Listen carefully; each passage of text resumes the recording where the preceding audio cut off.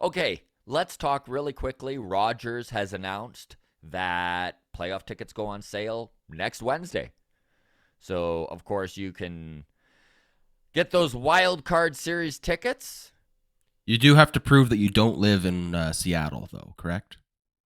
Yeah, right. Little shot at the Mariners there. As we've talked about a few times, obviously the Mariners have made it very clear that you need a Washington address to buy tickets from the Mariners. Obviously, again, we've mentioned this numerous times. There's nothing you can do about the secondary ticket market, but they are trying to stop the Canadians from coming down in a scenario where it's Blue Jays versus Mariners. So, Scotty uh, Scott in our live chat just said he's picking up some ALDS tickets. So, yeah. do you have any aspirations to fly out to Toronto for a series, Scott, or a game or two? Of course. I mean, we're going to need to see where my financial situation is at. But yes, that would be the dream, There you obviously. go. I know, friend of the show and my buddy who's running this comedy festival with me in Calgary right now, Juan Forno, is living in Seattle I was just gonna currently. say he's living in Seattle, right? He's doing And well he's down like there. this. He's like, I'm buying playoff tickets right away, buddy. So he's Beauty. like, don't worry, if the Jays are in it, you're there with me. And he's got that So Seattle yeah, address. he's So got there you that go. Seattle address. I've got the Beauty. hookup gang. Oh man, that's awesome. That is All right, my awesome. dude. Let's shift gears a little bit here. Obviously, the New York Yankees,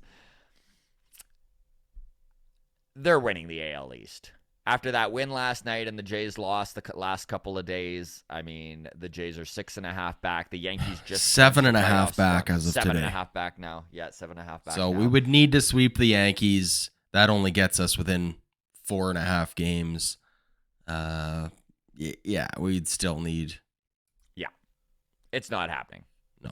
Too little time left. And I think this is why John Schneider actually came out and mentioned how important home field advantage is that Mhm. I think even within the organization, they've kind of been like, okay, I think the AL East is done. Let's make sure we get the next top spot available, which would be that number one wild card spot. Let's take a real quick look at the standings here before we get into some of these international signings. Yeah, you bet.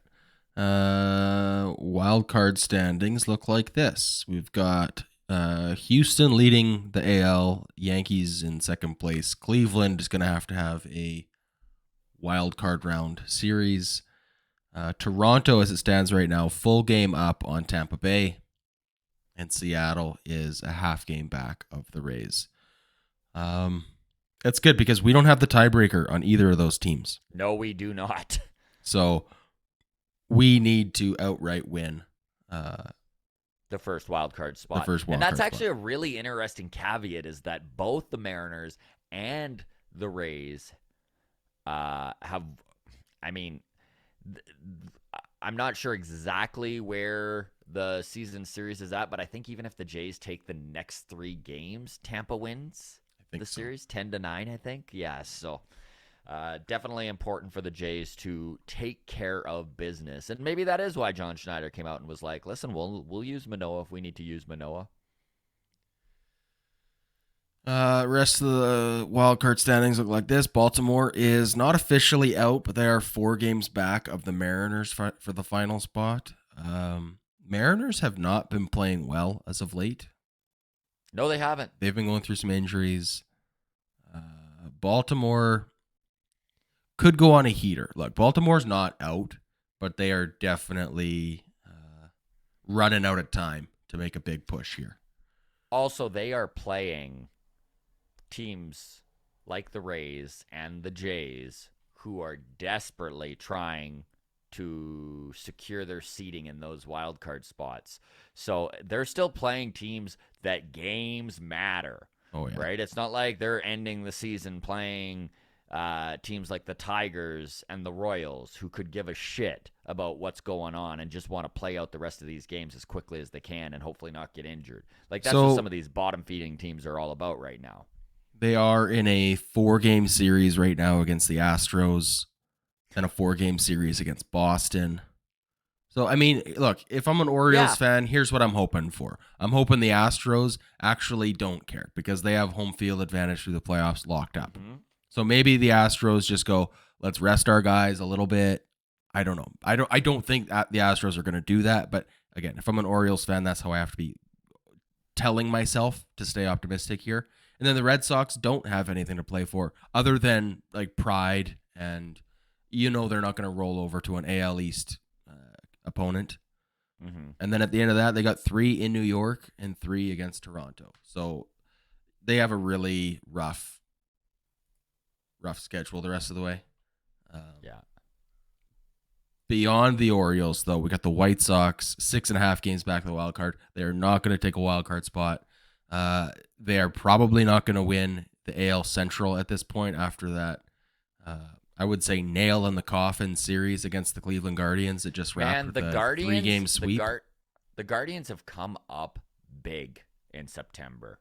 Every time the Twins or the White Sox got within striking distance and that they had interdivisional series against these teams, they've taken care of business. They took care of business. Yeah, absolutely.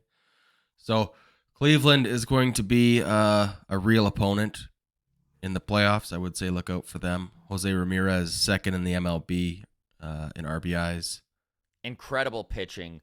Great managing.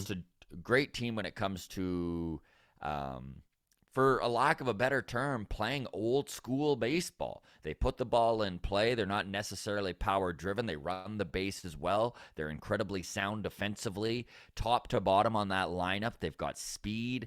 They've got baseball acumen. These are guys who are pretty smart when it comes to the way they play the game. The Guardians are not going to get rolled. I truly believe they are a legit team. I don't think that they're a World Series contender or anything like that, but they are not a team to sleep on. Look, I kind of think that the Cleveland Guardians could be like this year's Atlanta Braves. Maybe that's giving them too much credit. Yeah, but I just think for like a team that is like not getting, like no one is taking the Guardians to go to the World Series. But they're a feisty team, man. I mean, scrappy teams can do damage. So, yeah, I don't know. All right, that's the AL. Anyways, let's have a look at the NL wildcard standings. Dodgers have the NL West locked up. Mets have since July. Yeah. Mets and Braves are still trying to decide who's going to take that division. The Braves are 1 game back. Sorry, 1.5 games back in the Mets right now. So anybody's that's up for grabs. Cardinals holding on right now to the NL Central. We got the Padres in the second wildcard spot and the Phillies in the third wildcard spot. Brewers are 2.5 games back. So Brewers could still make a push. Yeah, Milwaukee's still very much in this thing. 2.5 is not insurmountable over the next 13, 14 games. Man, watching that Phillies-Jays series and some of the stats they pulled up during the broadcast about how bad the Phillies are defensively. Like, if they're not 29th in every category, they're 30th in all the others. Yeah. Like, they are horrendous. It's actually incredibly impressive that they are where they are in the standings with how bottom line awful they have been defensively. Every defensive metric, they are like Adam said, like you said, buddy, like bottom of the league.